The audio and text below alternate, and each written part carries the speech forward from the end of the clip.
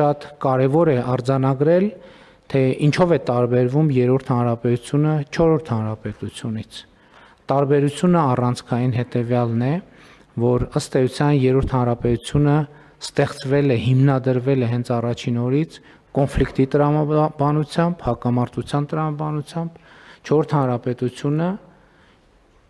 ձևավորվել է խաղաղության տրամաբանությամբ եւ այստեղ միայն հակամարտության եւ խաղաղության տրամաբանությունների մեջ չէ խնդիրը, այլ պետության ֆունկցիոնալ նշանակության։ Ինչի համար է պետությունը։ Ինչ գործնական առաքելություն եւ գործառույթ ունի պետությունը։ Երրորդ հանրապետությունը 1990 թվականին իր հռչակումով ըստ էության արձանագրել է, որ պետության նպատակը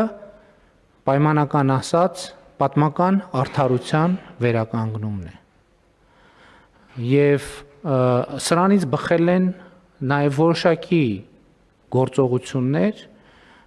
եւ ըստ էության այս հայեցակարգից է բխել նաև Ղարաբաղյան շարժումը